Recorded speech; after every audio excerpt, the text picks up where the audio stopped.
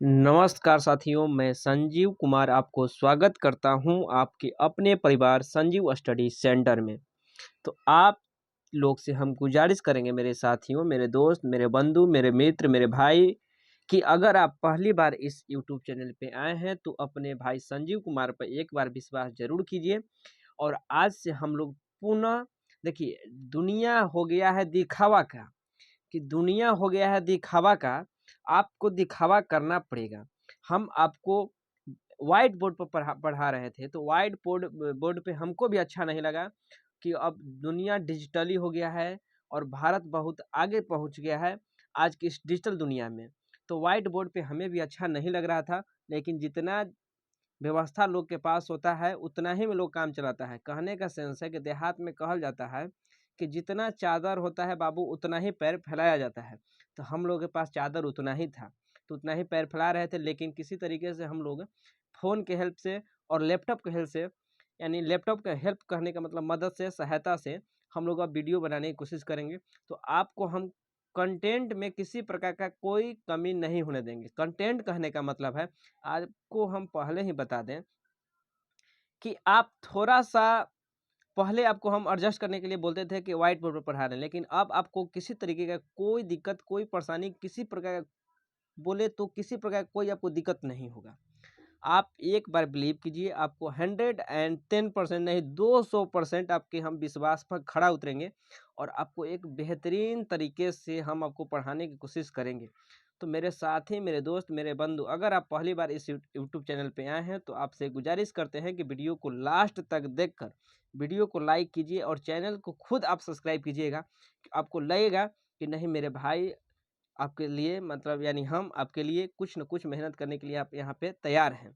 अगर आप इससे पहले अगर मानते हैं कि अगर आप क्लास 10th में नहीं पढ़ते हैं, तो फिर भी आपके लिए एक इम्पोर्टेंट इन्फॉर्मेशन या एक इम्पोर्टेंट सूचना, कि अगर आपको लगता है कि हम क्लास 10th में फिजिक्स अच्छा से नहीं पढ़े थे, यानी क्लास 10th का साइंस अच्छा से नहीं पढ़े थे, तो आपको पास, यानी अभी आपके पास एक बेहतरीन मौका आ गया है कि आप आराम से इसे रिवाइज कर लीजिए।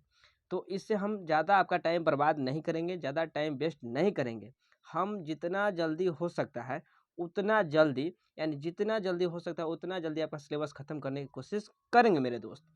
तो चलिए, बिना समय को व्यर्थ करते हुए आपको हम बता दें, सबसे पहले आपको आज ही की इस इंट्रोडक्शन क्लास में और सिलेबस के बारे में बताएँगे, इसी वीडियो में आपको बता दें कि हम आपको एकदम बिल्कुल ठेठ भाषा में पढ़ाएँगे। देखिए, किताबी ज्ञान कहने का सेंस होता है किताब को सिर्फ़ लिखना है। वो आपको लिख के मोटा दिखाने के लिए आपके पास दे दिया है, आपसे बेच दिया है। आप मोटा देख के ऐसे नापे होंगे कि पतला है ना, ये मोटा है लिए ले होंगे, कि मतलब मोटा देख के लिए होंगे। लेकिन किताब को क्या है, ओकरा खाली बेचना है, यानी मतलब लिखा बेच दिया। लेकिन जिसको पढ़ाना है वो अपना लैंग्वेज में आपको पढ़ाने की कोशिश करेगा। देखिए, लैंग्वेज का मोह माया छोड़िए, आपको समझ में आ जाएगा दुनिया में। हम इंग्लिश बोल के आपको समझ आए और आपको समझ में नहीं आया, और हम मगही बोल के आपको समझाएँ और आपको समझ में आ गया, हिंदी बोल के समझाएँ और आपको समझ में आ गया, तो सबसे अच्छा यही हुआ कि आपको समझ में आ गया। तो चलिए, बिना समय को व्यर्थ करते हुए वीडियो को आगाज़ करते हैं, प्रारंभ करते हैं, स्टार्ट करते हैं। और आपको हम बता दें कि आपको हम किसी भी लैंग्वेज बोल के पढ़ा सकते हैं, हिंदी, इंग्लिश और अपना देहाती लैंग्वेज यानी ठेठ लैंग्वेज में। तो चलिए, बिना समय को व्यर्थ करते हुए वीडियो को स्टार्ट करते हैं और यहाँ पे बात करते हैं। तो आज की इस वीडियो में मेरे दोस्त, हम बात करने वाले हैं कि आखिर क्लास 10th के जो साइंस चैप्टर के अंतर्गत फिजिक्स आता है, उसमें कौन-कौन सा चैप्टर हम लोग को पढ़ने वाले हैं, यानी चैप्टर हम लोग को देखने वाले हैं, यानी जो कौन-कौन सा चैप्टर क्लास 10th में हम लोग को पढ़ना है, यानी कौन-कौन सा चैप्टर हम लोग को देखना है।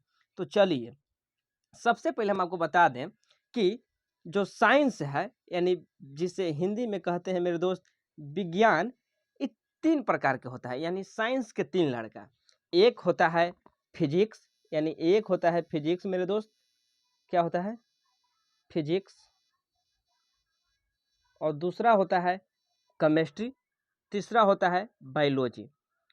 आपको बता दें कि फिजिक्स के जनक को, यानी फिजिक्स के जनक यानी फादर ऑफ फिजिक्स, फिजिक्स के फादर न्यूटन को कहा जाता है। किसे कहा जाता है? न्यूटन को कहा जाता है।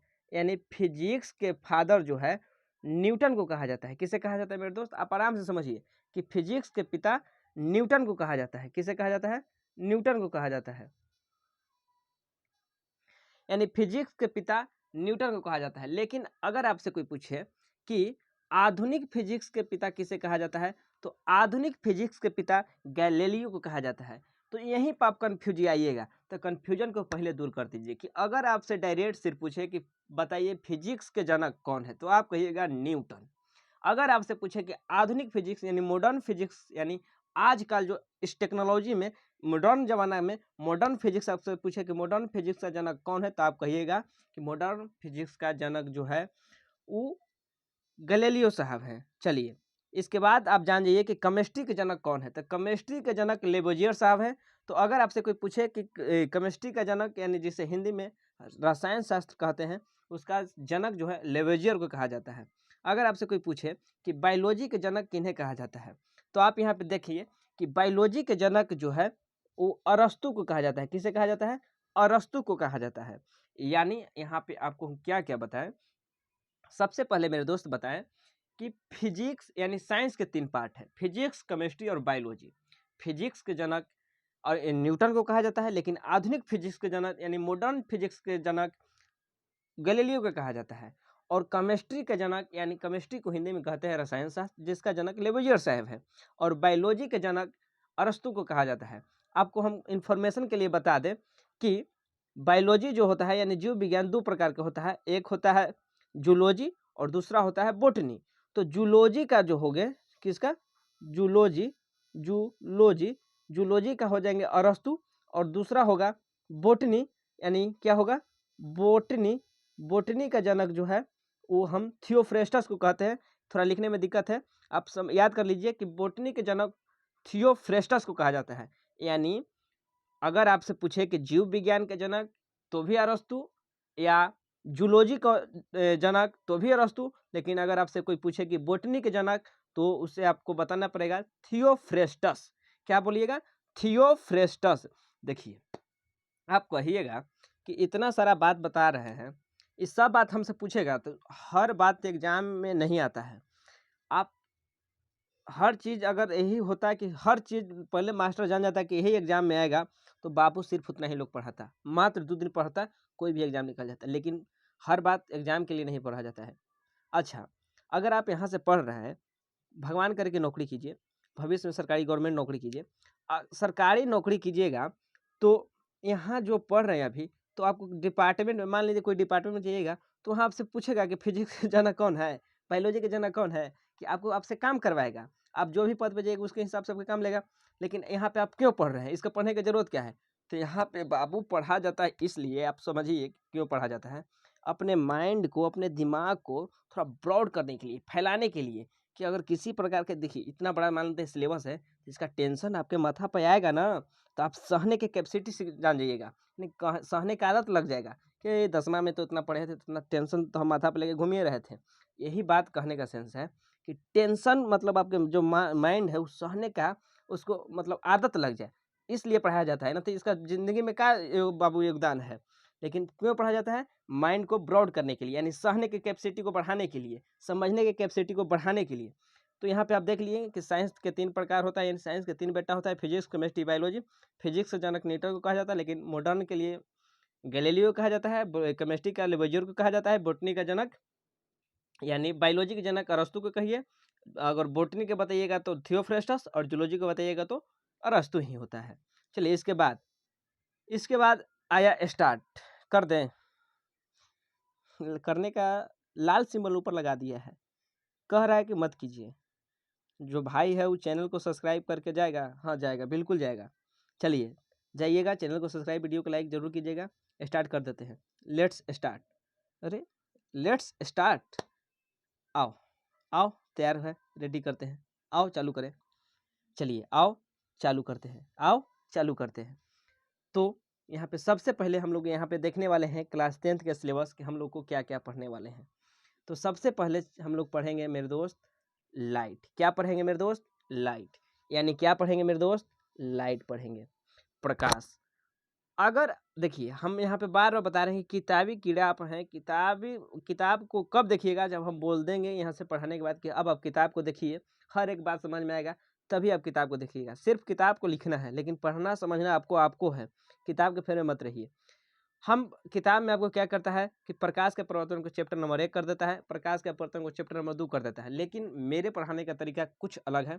हम लाइट के अंदर ही दोनों चैप्टर को पढ़ा देते हैं। यानी लाइट के अंदर पहला चैप्टर को पढ़ाएंगे रिफ्लेक्शन ऑफ लाइट, जिसे हिंदी में कहा जाता है प्रकाश के परावर्तन, और इसी के अंदर हम पढ़ा देंगे आपको प्रकाश का अपवर्तन यानी रिफ्लेक्शन ऑफ लाइट। यानी लाइट के अंदर कौन कौन सा चैप्टर पढ़ाएंगे, दोनों लाइट से रिलेटेड है, इसलिए हम दोनों चैप्टर को एक ही बार पढ़ा देते हैं, प्रकाश के परावर्तन और प्रकाश के अपवर्तन यानी रिफ्लेक्शन ऑफ लाइट और रिफ्लेक्शन ऑफ लाइट, यानी 2 चैप्टर यहाँ पे आपको हम पढ़ा देंगे, किसी प्रकार का कोई दिक्कत नहीं होगा मेरे दोस्त। इसके बाद नेक्स्ट चैप्टर आता है विद्युत धारा।